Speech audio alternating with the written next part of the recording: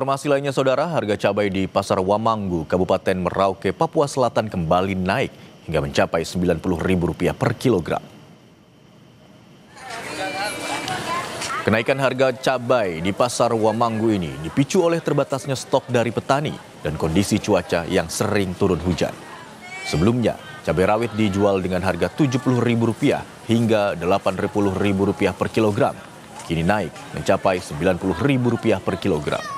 Pedagang bilang kenaikan harga ini sudah terjadi sejak 2 hingga 3 hari belakangan dan secara bertahap.